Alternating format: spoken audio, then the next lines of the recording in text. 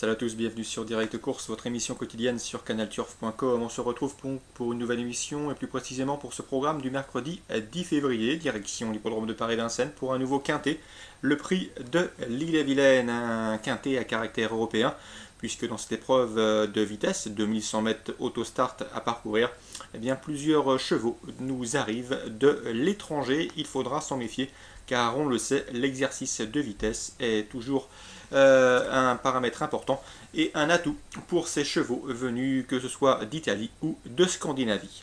Donc dans ce quintet, ils seront 15 au départ, des chevaux âgés de 6 à 10 ans, priorité a priori aux 6 ans dans cette épreuve, ils sont plus jeunes et ils ont autant de gains que leurs aînés, donc en règle générale, ils sont relativement meilleurs et plus performants. D'ailleurs, dans cette épreuve, nous aimons beaucoup le numéro 3, Keep du Beauvoisin. Il faut dire que ce pensionnaire de Jürgen Wellström, un Suédois, possède pas mal d'atouts dans son jeu. Il sera drivé par Dominique Lockneux, le cheval est déféré les 4 pieds et revient sur un parcours à son entière convenance. N'oubliez pas que le 12 novembre, il avait remporté une épreuve sur ce parcours des 2100 mètres autostart en marchant 12 effractions, 12,4 pour être plus précis.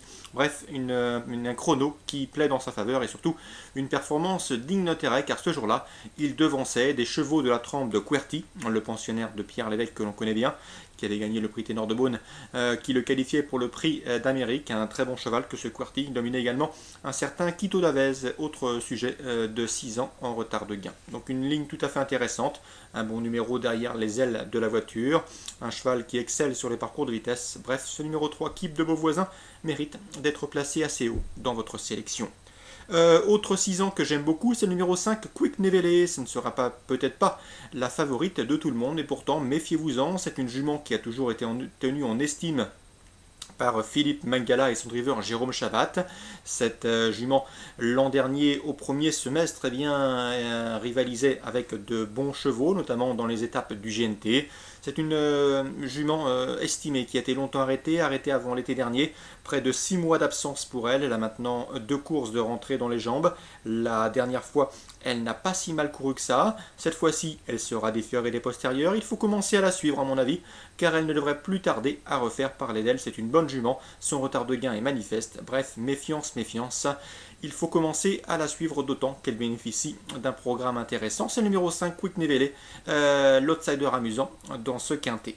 Ensuite, Opera Blue, parlons-en, c'est le numéro 7, c'est le pensionnaire de Jarmo Niskanen. J'ai pu m'entretenir avec Jarmo Niskanen. D'ailleurs, l'interview de Jarmo était disponible dimanche et lundi. Il avait des partants. Il nous a tout dit sur la rubrique Canal Turf Radio. Eh bien, sachez qu'Opera Blue, on ne le présente plus au niveau quintet. Un cheval qui aime dominer les courses auxquelles il participe. Un cheval qui aime aller de l'avant. Un cheval dur à l'effort. S'il n'est pas pris de vitesse au moment du démarrage, il a son mot à dire. Ce qui m'embête un petit peu pour lui, c'est qu'il affronte cette fois ses cadets, les 6 ans et les 7 ans.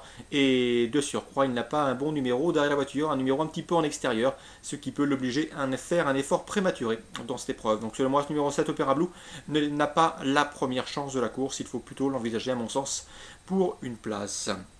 Dans cette épreuve, parlons également des étrangers, puisque certains en valent la peine, à commencer par le numéro 12, Special House, un pensionnaire de Franck Leblanc qui n'a pas tardé à se mettre en évidence depuis son arrivée dans ses box, un cheval en 6 sorties publiques sur l'Hexagone, et dans l'Hexagone a déjà remporté 4 courses, 4 victoires en 6 courses en France, un cheval qui est en gros retard de gain. La dernière fois, lors de son dernier succès à Vincennes, il a perdu pas mal de longueur au départ, pratiquement meilleure course au départ sur une incartade. Cela ne l'a pas empêché de revenir faire le tour de peloton et de s'imposer en très bon cheval, en tout cas en cheval déclassé. Un cheval qui n'a pas les gains en rapport avec son potentiel. Il sera une nouvelle fois déféré des 4 pieds. S'il ne compromet pas ses chances au départ, nul doute qu'il a les moyens de revenir lutter pour la victoire. Numéro 12, Special House. On l'aime beaucoup à la rédaction. Malheureusement, il demeure délicat dans sa mise en jambe et un numéro en deuxième ligne. Petit mot également sur le 4, Livy Barcellona. Son entraîneur driver a fait le déplacement avec ce cheval bien connu sur notre sol, un cheval qui a déjà des performances intéressantes sur ce parcours. Sachez qu'il a déjà marché moins de 12 sur le parcours, c'est largement suffisant pour faire l'arrivée ici. Le cheval reste sur des performances en demi-teinte, on sait qu'il vaut mieux que cela, mais si son entraîneur fait le déplacement pour le driver, il faut s'en méfier car le cheval excelle sur ce parcours, un bon numéro derrière la voiture. Bref, méfiance, méfiance également avec ce numéro 4, Livy Barcellona. Le numéro 15, Infati November, un drivé par Pierre Lévesque pour le compte de Stig Johnson, maître entraîneur en Scandinavie. Ce cheval, disons en quelques mots, sachez que la dernière fois, il n'a pas été en mesure de se mettre en évidence, mais il avait eu un parcours né au vent et a logiquement demandé à souffler dans la phase finale. Auparavant, début décembre, il luttait avec Opera Blue pour la victoire lorsqu'il s'est montré fautif dans la phase finale, dans les 150 derniers mètres. Bref, un cheval qui a prouvé qu'il était compétitif à ce niveau. Ici, à mon avis, il partira une cote surélevée, en tout cas trop élevée pour ses réels moyens. C'est lui aussi, à mon avis, un bel outsider. Méfiance, malgré son numéro 15 derrière la voiture, il peut venir s'immiscer dans la combinaison gagnante de ce quintet à belle cote, donc méfiance. Donc si on se résume pour faire un petit global pour ce quintet de ce mercredi à Vincennes, eh bien je ferai de ma base le 3 Keep du Beauvoisin, bel engagement, parcours à sa convenance, bref pas mal d'atouts dans son jeu. Le 12 Special House, un cheval qui voit largement en lot comme celui-ci, malheureusement il est délicat au départ, c'est son seul point faible pour l'instant. Ensuite, pour les petites trouvailles de ce quintet, le 5, Quick Nivelle, je pense qu'elle va vite refaire parler d'elle, il faut commencer à la suivre. Le 4, Lévi Barcelona, puisqu'il compte une performance et le meilleur chrono sur ce parcours de 2100 mètres de start. Et le numéro 15, Infati November, pour une éventuelle 4e, 5e place à belle cote, car il vaut mieux que ne l'indiquent ces deux derniers classements bruts où il a joué de malchance. Le 7, Opera Blue, on le verra en léger retrait. Tout comme le numéro 14, Gleno Dahi, qui reste sur 3 disqualifications, mais si son entraîneur Fabrice Soulois insiste et s'il s'attache une nouvelle fois les services de Jean-Michel Bazir, ce n'est pas sans raison. Donc méfiance avec ce numéro 14, Gleno Dahi. Voilà pour ce quintet, un quintet qui devrait eh bien, être de toute beauté. En tout cas, les aiguilles du chronomètre peuvent s'affoler dans cette épreuve, car nous avons des chevaux capables de marcher 12 et fractions, voire moins de 12 sur ce parcours, si la piste est bonne.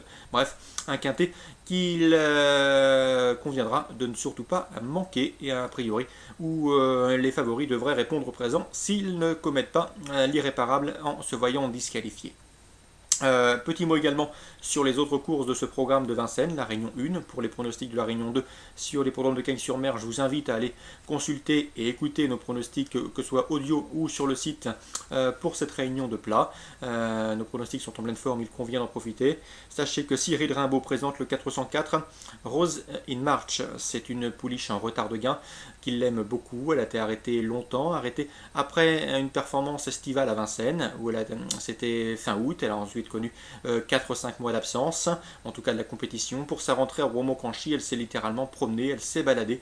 C'est une jument en gros retard de gain, elle est un petit peu délicate dans sa mise en jambe, mais si son entraîneur driver propriétaire, à savoir Cyril Rimbaud, parvient à bien l'équilibrer en partant, elle peut mettre tout le monde d'accord. En tout cas, Cyril Rimbaud est confiant, son interview disponible sur le serveur, ne manquez pas. Ça vaut assurément le détour. Dans cette épreuve, je pense qu'il aura surtout à redouter le 403 Royal Action, pensionnaire de l'écurie Dubois, drivé Julien Dubois, qui est en retard de gain. Cette pouliche vient de s'imposer facilement sur plus court, sur 2175 mètres. Elle devrait confirmer, car elle est à mon avis également déclassée. Un beau match en perspective entre le 403 Royal Action et le 404 Rose in March. Notre information de la rubrique des interviews. Dans cette épreuve, le 410 Rose de l'Ariana mérite également d'être racheté. Pourquoi? Puisqu'il reste sur 3 échecs, mais si Fabrice Soulois insiste avec cette jument, c'est qu'il a sa petite idée derrière la tête, donc méfiance. Elle vaut également, elle a prouvé qu'elle valait et qu'elle était compétitive en pareille société. Information également en provenance de Jean-Christophe Germain qui présente le 805 Sagarella, qu'il confie pour l'occasion à Jean-Michel Bazir. La jument, eh bien, en dernier lieu, s'est montrée fautive alors qu'elle n'a pas bénéficié d'un bon parcours. Il convient de la racheter. Auparavant, lors de son avant-dernière sortie, elle avait bien gagné à Vincennes. C'est une jument qui n'a pas trop d'âme, c'est-à-dire qu'elle n'est pas très courageuse. Il faut donc lui masquer l'effort au maximum afin de ménager sa pointe de vitesse finale. Faisons confiance à Jean-Michel Bazir pour en tirer la quintessence. Et même si la distance est un peu courte pour ses réelles aptitudes, ce 805 Sagarella devrait, au dire de son mentor, conclure sur le podium. Voilà pour nos informations de ce mercredi. Très bonne journée à tous. N'oubliez pas de participer à notre concours de pronostics. Il est gratuit. Il peut vous permettre de remporter des chèques cadeaux en fin de mois ou en fin d'année. Participez également à notre rubrique du forum toujours très actif et sympathique. Donc autant de bonnes raisons de continuer à être fidèle à votre site canalturf.com. Bonne journée à tous et à demain.